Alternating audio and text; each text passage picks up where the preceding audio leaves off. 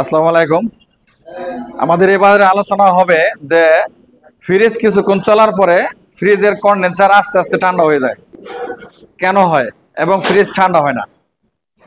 তো এটা একটা চলন্ত রানিং ফ্রিজে হতে পারে, আবার কোনো মিস্ত্রি কাজ করলে এই কাজের থেকে সমস্যা হতে পারে, দুইভাবে হতে পারে। রানিং ফ্রিজ যদি দেখা যায় যে ফ্রিজটা বন্ধ রাখলাম, বন্ধ রাখার পরে লাইন দিলাম, ফ্রিজের কন্ডেন্সার গরম হয়, ঠান্ডাও হয়, কিন্তু কিছুক্ষণ পরে চলার পরে ফ্রিজের পাশে হাত দিয়ে দেখা যায় যে ফ্রিজের কন্ডেন্সার আর গরম হচ্ছে না এবং ভিতরেও আর ঠান্ডা হচ্ছে না। এর কারণ কি? তো এই ধরনের কিন্তু অনেক সমস্যা হয় অনেক ফ্রিজের। তো এইটাও কিন্তু ওই রোগের আওতায় পড়ে, যেটাকে চোকিং বলা হয়। এটাও কিন্তু ওই রোগের আওতায়, অর্থাৎ সবগুলা রোগে কিন্তু একটা চিত্রই নিয়ে আসে। সেটা হলো কি, রেফ্রিজারেশন সাইকেল সম্পন্ন হওয়ার পথে যে সকল বাধা বিঘ্নের সৃষ্টি হয়, সেই কারণে কিন্তু এই সমস্যাটা তৈরি হয়। যদি গ্যাস সার্কুলিং ঠিক থাকে, ভালোভাবে গ্যাস সার্কুলিং হয়, তাহলে ফ্রিজের কন্ডেন্সার অবশ্যই গরম হবে এবং ইভাপোরেটর অবশ্যই ঠান্ডা হবে। আর যদি গ্যাস সার্কুলিংয়ে বিঘ্নের সৃষ্টি হয়, বাধা বিঘ্নের সৃষ্টি হয়, তাহলে এই সমস্যাগুলোর সৃষ্টি হবে। তো এই সমস্যা সৃষ্টি দুইভাবে হতে পারে। একটা হলো যে একটা ফ্রিজ রেখে দিয়েছেন অনেক দিন, অথবা কম চালাইছেন বা বন্ধ রাখছেন, এমন অবস্থায় ফ্রিজে লাইন দিয়েছেন, লাইন দেওয়ার সঙ্গে সঙ্গে দেখছেন যে সাইডের কন্ডেন্সার গরম হচ্ছে এবং ভিতরে ইভাপোরেটর ধরে দেখছেন যে ঠান্ডা হচ্ছে। ঘন্টা খানেক চলার পরে দেখা যাচ্ছে আস্তে আস্তে কন্ডেন্সারের ঠান্ডাটা কমে যাচ্ছে।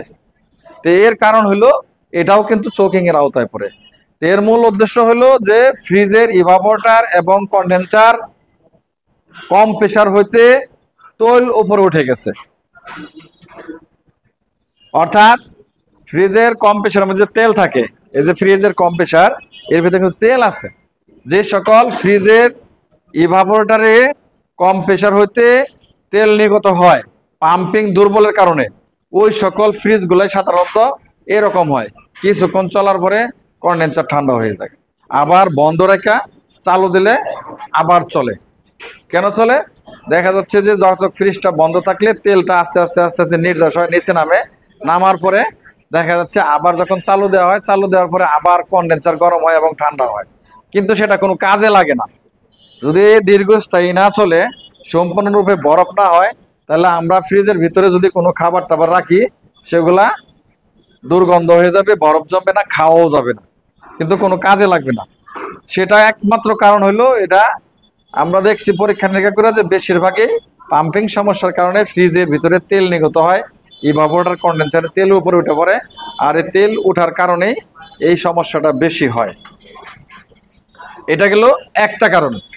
আর দ্বিতীয়ত আরেকটা কারণ হচ্ছে, যদি কেহ ফ্রিজে গ্যাস দিয়ে থাকেন,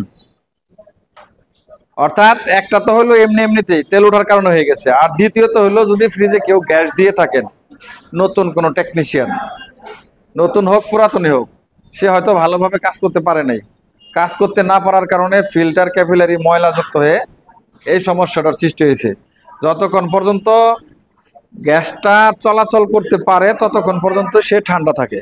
যখন এই ফিল্টার ময়লাযুক্ত হয়, ফিল্টারের অংশ থেকে ক্যাপিলারির ছিদ্রগুলো বন্ধ হয়ে যায়, তখন এই কম্প্রেসার কি করে, আস্তে আস্তে তার পাম্পিং ক্যাপাসিটিটা কি হয়, কমে যায়। আর এই কমে যাওয়ার কারণে তখন কি হয়, এই পাশের কন্ডেন্সার আর হিট হয় না। গ্যাস যদি উচ্চ তাপমাত্রায় কন্ডেন্সারে প্রেরণ করতে না পারে, ডিসচার্জের কাজ কি কম্প্রেসারের? ডিসচার্জের কাজ হলো উচ্চ তাপমাত্রায়, মানে শোষণ সংকোচন সম্পন্ন হওয়ার পরে, প্রক্রিয়ার পরে উচ্চ তাপমাত্রায় তরল রেফ্রিজারেন্ট গ্যাসকে সে বাষ্পীয় আকারে ইভাপোরেটরে পাঠিয়ে দেয়। ইভাপোরেটর কি করে, এটাকে বাষ্পীয় আকারে আবার ইকোমুলেটর পর্যন্ত পাঠায়। ইকোমুলেটর থেকে এটাকে কি করে, অবশিষ্ট রেফ্রিজারেন্টকে আবার বাষ্পে রূপান্তরিত করে, করে আবার সাকশনে প্রেরণ করে। সাকশন থেকে পর্যায়ক্রমে আবার ডিসচার্জ হয়ে কন্ডেন্সারে যায়। তো কন্ডেন্সার থেকে যাওয়ার পরে যদি দেখা যায় যে গ্যাসটা ওই ক্যাপিলারি ফিল্টারের মুখ পর্যন্ত আসতে পারছে, আসার পর্যন্ত যতটুকু সময় লাগছে ততটুকু সময় পর্যন্তই গরম হয়। আস্তে আস্তে ওর জায়গা বন্ধ হইতে থাকে আর ওর গরম আস্তে আস্তে কমতে থাকে। তো এখন কন্ডেন্সার যদি গরম হয় তা আমরা ভালোভাবে জানবো যে ফ্রিজ ঠান্ডা হবে না, অর্থাৎ গ্যাস সার্কুলিং হইতেছে না। এখন কাটলে দেখা যাচ্ছে যে গ্যাস বেরোচ্ছে। পাইপটা যখন কাটলাম, কাটার পরে দেখলাম যে প্রচুর গ্যাস ভিতরে ছিল, কিন্তু তারপরে এরকম কেন হচ্ছে? তো এইটারও কিন্তু একটাই কারণ। সেই কারণগুলো হচ্ছে যে এই কন্ডেন্সার, ইভাপোরেটর, ফিল্টার, ক্যাপিলারি এর কোনো অংশে ময়লাযুক্ত আছে, তৈলাক্ত পদার্থ আছে, অর্থাৎ তেল চেম্বারের উপরে উঠে যাওয়ার কারণে এই সমস্যাগুলা হয়ে গেছে। বুঝতে পারছেন? এবং কোনো মিস্ত্রি যদি কাজ করে থাকেন, সে যদি ঝালাইগুলা ভালো করে দিতে না পারেন, ঝালাই দুর্বলতার কারণে, ঝালাই ব্লক হওয়ার কারণে ডিসচার্জ লাইন, কম্প্রেসারে যে ডিসচার্জ লাইন আছে, আমরা যদি এখানে দেখাই, অনেক ক্ষেত্রে দেখা যায় কি যে এই ডিসচার্জ লাইনটা যখন ঝালাই করে, এই মাথাটা অনেক সময় মানে আটকে যায়, ছিদ্র কম থাকে।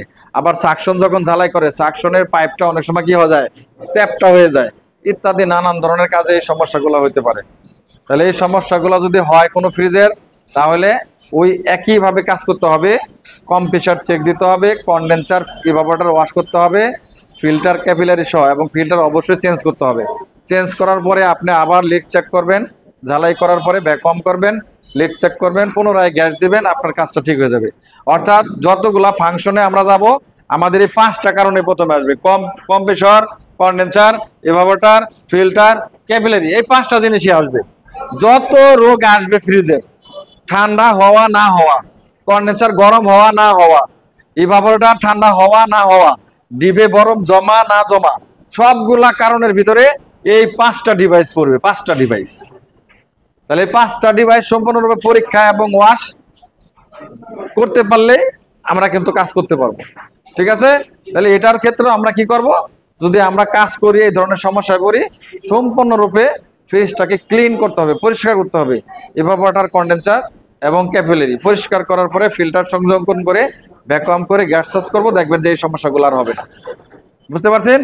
এবং এর মধ্যে আরেকটা সমস্যা হয়, যদি পরিবহন করে কোথাও ফ্রিজ নিয়ে যান, মানে এক জায়গা থেকে ফ্রিজটা স্থানান্তর করে অন্য জায়গায় নিয়ে গেছেন, নিয়ে যাওয়ার সময় রাস্তায় ফ্রিজটা ঝাঁকি খাইছে এবং ফ্রিজটাকে কাটচিত করছেন, মানে খাড়া করে নেওয়ার নিয়ম, একটু 90 ডিগ্রি অ্যাঙ্গেল করতে পারবেন, কিন্তু দেখা গেছে শোয়ায় নিয়েছেন, এরকম করে নিয়েছেন।